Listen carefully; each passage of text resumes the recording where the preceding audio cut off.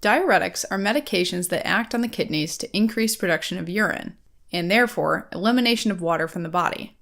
There are 5 main types of diuretics: carbonic anhydrase inhibitors, osmotic diuretics, loop diuretics, potassium-sparing diuretics, and last but not least, thiazide and thiazide-like diuretics, which we'll get intimately acquainted with during this video. Now, the basic unit of the kidney is called a nephron, and each nephron is made up of a glomerulus, which filters the blood. The filtered content goes through the renal tubule, where excess waste and molecules, such as ions and water, are removed or filtered through an exchange between the tubule and the peritubular capillaries.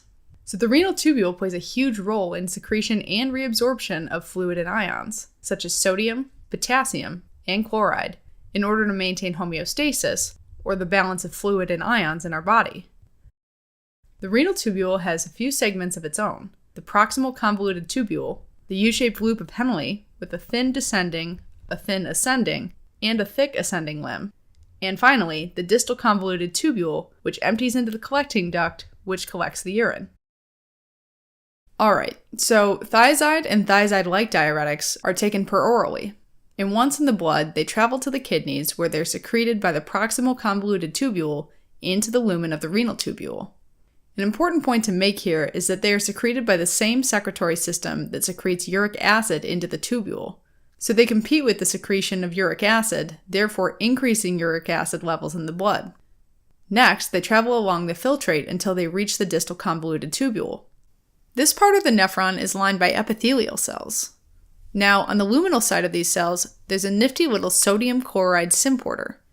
This channel reabsorbs one sodium and one chloride ion together from the tubule into the cell. Sodium is reabsorbed along with water into the interstitium and then into the bloodstream. This tiny cell also has a calcium channel on its luminal side, which allows calcium from the lumen to diffuse into the cell. Once in the cell, calcium is transported out into the interstitium through a sodium-calcium exchanger that pumps a sodium in and a calcium out. Now, since thiazides decrease sodium reabsorption, there's less sodium in the cell, so the sodium-calcium exchanger works overtime to pump more sodium in and more calcium out. The decrease in intracellular calcium, in turn, leads to more calcium reabsorption from the urine. Okay, so let's meet our diuretic team here. But first, what is a thiazide and what is a thiazide-like diuretic? Well, all these medications have the same effect. The difference stems from their chemical structure. Thiazides are benzothiadiazine derivatives, like chlorothiazide and hydrochlorothiazide, and they all end in thiazide, whereas thiazide-like diuretics, like metolazone, indapamide, and chlorthalidone, are sulfonamide derivatives. Now, the major indication for diuretics is the management of hypertension and edematous states. Since these medications cause water loss through the urine, it leads to decreased plasma volume and cardiac output, resulting in lower blood pressure. This also treats edematous states like pulmonary edema or ascites, where fluid builds up in the extracellular space. These medications are less potent in their diuretic effect when compared to loop diuretics, but they're much longer lasting. Thiazides are used mainly as first-line antihypertensive agents, since they decrease plasma volume.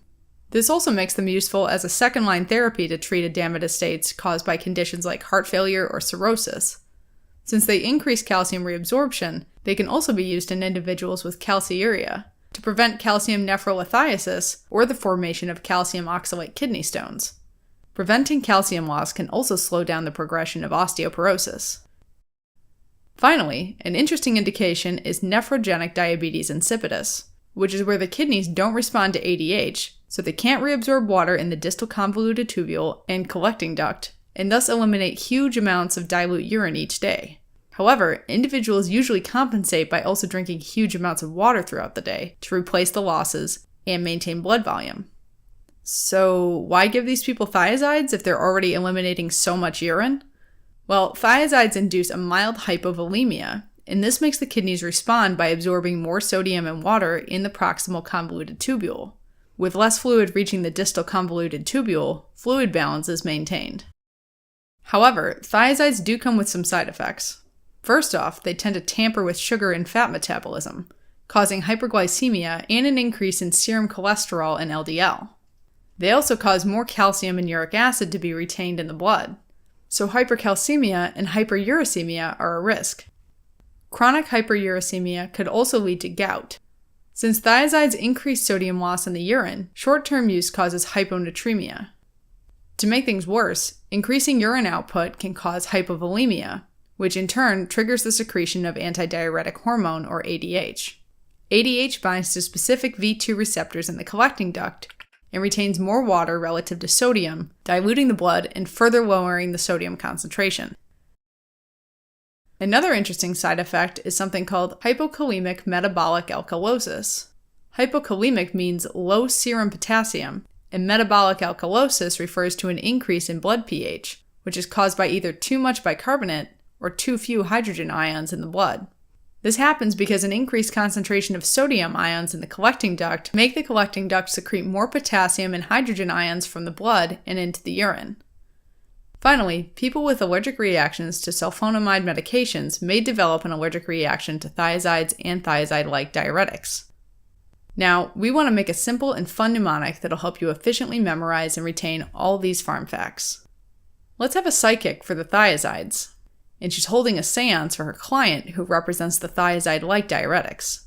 The client is Indian, for indapamide, and he's holding a metallic laser gun, for metolazone, while eating a bowl of colorful salad for chlorthalidone. On the table, there are a few objects representing the indications for these medications. First, instead of a crystal ball, the psychic is using a water balloon sitting on top of a blood pressure cuff, which represents the edematous state and hypertension. Next, there's a milk bottle with a kidney stone, representing calciuria, and a bone full of holes, representing osteoporosis. Finally, there's a sippy cup for diabetes insipidus. The side effects will be represented by the ghost they summon. This ghost with red rashes is sitting in a hot spring with the sulfuric smell of rotten eggs, because these medications can cause a reaction in people with a sulfa allergy. His fingers are swollen with uric acid crystals sticking out for hyperuricemia and gout. Next to him are the unhealthy foods that led to his death. On one side, there's a huge stick of butter for hyperlipidemia and a giant candy bar for hyperglycemia. There's also a box of baking soda with a banana peel on it for hypokalemic metabolic alkalosis. On his other side is a short and empty salt shaker, representing hyponatremia. Alright, as a quick recap. Thiazide and thiazide-like diuretics are medications that block the sodium chloride symporter in the distal convoluted tubule in order to increase urine output. The most commonly used thiazides are chlorothiazide and hydrochlorothiazide, and the most commonly used thiazide-like diuretics are metolazone, indapamide, and chlorthalidone. They're mostly used as first-line antihypertensive agents, but can also be administered to reduce edema in heart failure and cirrhosis. They also increase calcium reabsorption, so they're used to prevent calcium kidney stones and osteoporosis. Finally, they can correct the imbalances in nephrogenic diabetes insipidus. Common side effects include hyperglycemia, hyperlipidemia, hyperuricemia, hypercalcemia, hyponatremia, hypokalemic metabolic alkalosis, and sulfa allergies. But wait, there's more! Here's a mind map with all of the mnemonics. Go ahead and pause the video so you can test yourself and see what you remember. Stay tuned for the answers after the credits.